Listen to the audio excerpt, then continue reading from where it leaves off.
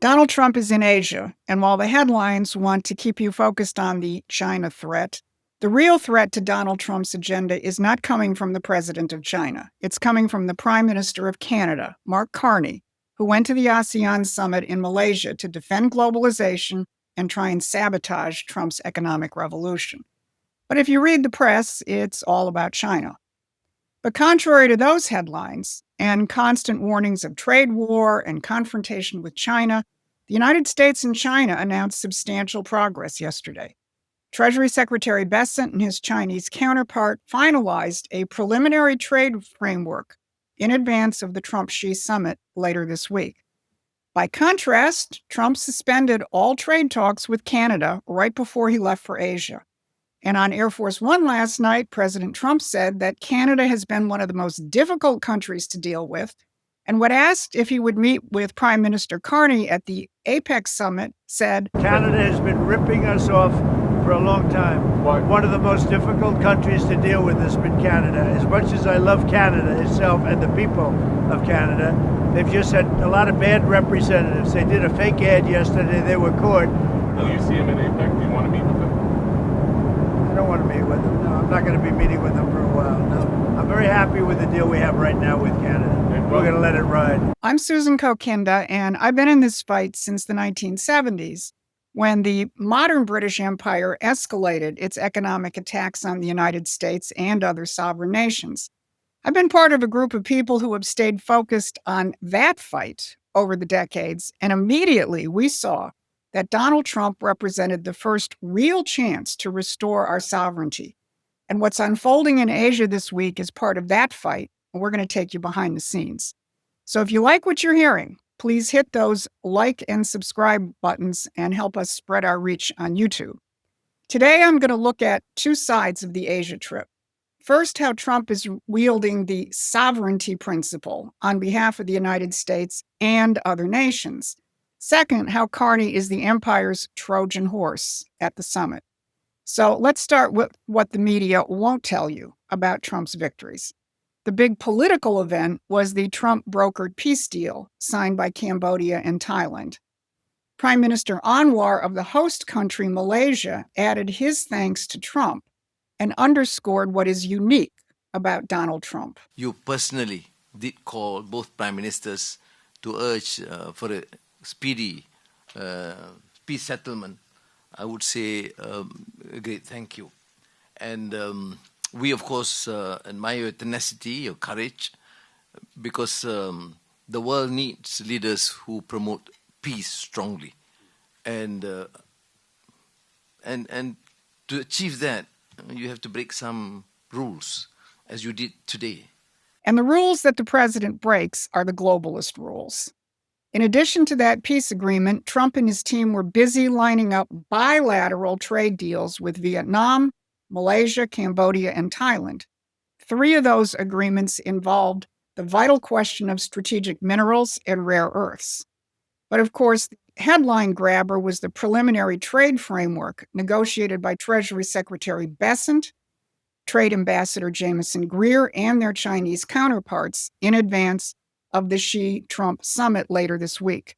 It looks like all of the key sticking points have been addressed. De-escalation of the tariff war, Chinese purchases of American agriculture, lifting China's restrictions on the export of rare materials, and joint action on fentanyl. Now, Trump has been very confident that this would work out. Why? Because unlike the Anglo-American types on both sides of the pond, he's not negotiating from the standpoint that the United States and China are adversaries. On his way to Asia on Air Force One, a reporter asked a question typical of imperial geopolitical thinking, i.e., if one power wins, the other power loses. This is what Trump had to say. Mr. President, with you in Asia making all of these deals in China's backyard, what should they take away from the strong U.S. presence in this region? I don't think they should take away anything. I think we're going to have a good deal with China. I think we're going to make a deal. It's going to be great for China, great for us. Because he doesn't think one side has to lose. He thinks like the leader of a sovereign nation who respects the sovereignty of other nations and knows that if the pie grows, everybody benefits. It's worth it to look back to the last time Trump went to an ASEAN meeting in person. That was 8 years ago. It was in Vietnam, and Trump gave a remarkable speech. In it, he described a vision for the world which threatened to drive a stake into the heart of the geopolitical model. I am confident that together, every problem we have spoken about today can be solved and every challenge we face can be overcome. If we succeed in this effort, if we seize the opportunities before us and ground our partnerships firmly in the interests of our own people, then together we will achieve everything we dream for our nations and for our children. We will be blessed with a world of strong, sovereign, and independent nations thriving in peace and commerce with others. They will be places where we can build our homes and where families, businesses, and people can flourish and grow. If we do this, we will look at the globe half a century from now, and we will marvel at the beautiful constellation of nations, each different, each unique, and each shining brightly and proudly throughout this region of the world. Now, think back to when he gave that speech in November 2017. Russiagate was in full swing. His administration had been stuffed with neocons and globalists, many of whom later got fired, and they were not going to let that happen. But Trump 2.0 is a completely different administration, and Trump is going for it. The whole thing. A world of sovereign nations free of globalism and financial imperialism. And who knows what else might occur this week. Trump has thrown out the possibility of meeting North Korea's Kim Jong-un during the South Korea part of the trip. I'm sure Trump would really like to resume the negotiations that were sabotaged in 2018 by then National Security Advisor John Bolton, who threatened Korea with the Libya model, which is the equivalent of saying the Gaddafi treatment. Happily, John Bolton is not only no longer influencing this administration, he's under indictment by the Trump Justice Department. Now let's take a deeper look at the current deals the U.S. is negotiating with these Asian nations, because there's an important pattern to see. Every single one of these deals bypasses multilateral institutions, whether it's the TPP, the UN, or the World Trade Organization. Trump is proving that sovereign nations can cooperate directly without these supranational bureaucracies lording it over them. And that's what terrifies the British establishment. Because if Trump succeeds in replacing globalist institutions with nation-to-nation partnerships around the world, the entire post-war control structure collapses. Now, if what I just showed you, this bypassing of the institutions that have controlled global trade and economics for over 80 years, sounds like a story you haven't heard anywhere else, there's a reason.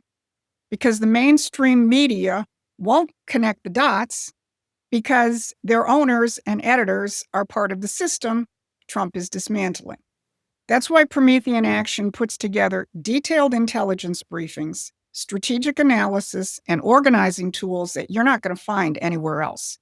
So use the link on the screen and go to our website and subscribe to our free newsletter. Now, that brings us to the man who's been deployed to stop this, the British Empire's Field General, Mark Carney. Right before the Malaysia summit, trade talks between Carney's Canada and the United States blew up, precipitated by those Canadian ads attacking Trump's tariff policies aired in major U.S. TV markets.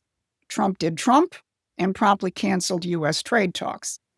But Carney's approach in Kuala Lumpur has been a little less open than those ads, but no less confrontational. Carney called Trump's trade policies a rupture, not a transition. And in several speeches to ASEAN audiences, Carney tried to position Canada as Asia's champion for free trade, sustainability, and their rules-based order. Of course, Carney is the central banker's central banker, having gone from the Bank of Canada to the Bank of England.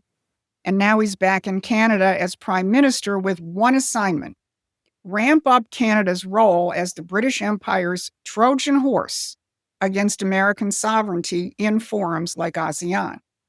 Not only did Carney announce that Canada is racing to complete the Canada-ASEAN Free Trade Agreement, but he also revealed the empire's role for Canada, pointing out that Canada is the only country with ties to the European Union, ASEAN, and the Trans-Pacific Partnership.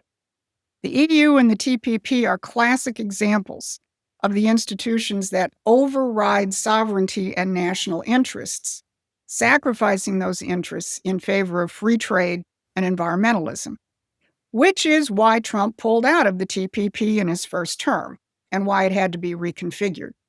Carney wants to tie ASEAN nations more tightly to the EU and the TPP and keep them in the globalist trap. And at the center of all of that, the City of London, the Fed, the international banks. It's not surprising that at ASEAN, Carney went out of his way on more than one occasion to remind nations that Canada controls financing for mining development. We are the largest center of mining finance in the world. So we have the resources, we have the mining finance, and we have the standards around sustainable development. How about that? Canada is the largest center of mining finance in the world. What a surprise. And Carney also revealed that he's pulled together essentially an economic war cabinet clearly aimed at the United States. He gloated that he has top financiers on board, including somebody who, as he said, survived working under Commerce Secretary Howard Lutnick. And he dropped another little bombshell that the IMF has been essentially wargaming how to deal with Trump's challenge to their free trade world order. So if you listen to Carney's remarks, you get a pretty clear picture of how fully deployed Canada, and by extension, the City of London, are against Trump. So here you have it all in the same summit. You have Carney in conference rooms, boasting of financial checkpoints and pushing ASEAN more tightly into the grip of free trade and green organizations. And on the other, you have Trump saying, let's make a deal that serves your country's interests and America's interests. No middlemen, no supranational bureaucracies, just two sovereign nations cooperating. Which offer do you think serves actual Asian nations better? So let me bring this full circle. The British geopoliticians and their neocon and media puppets want you to think that China is America's existential enemy. But it's Mark Carney from the Bank of England who is enforcing the globalist policies and positioning Canada to keep the very Asian nations that Trump is making deals with in the globalist fold. That's the real divide. It's about two completely different visions of how the world economy should work. The American system of sovereignty versus the British system of globalization. So if you want to better understand this fight, join Promethean Action's growing community of patriots on every continent. A paid membership or contribution helps us tremendously so that we can expand our reach and our organizing. Because it's not about geography or ideology, it's about this. Trump's vision, which is partnerships between sovereign nations and mutual development where national interests drive policies, and Carney's vision, where globalist interests, international banks, and free trade and green agenda rule over nations. One system builds nations, the other system strips them. That's the real story of Kuala Lumpur that neither Fox nor CNN nor the London Guardian will tell you. We'll be following it as it plays out this week as Trump continues his Asia trip. This has been your Monday Brief. Stay focused, stay mobilized, and thanks for watching. Please take a moment and subscribe to our free newsletter at prometheanaction.com.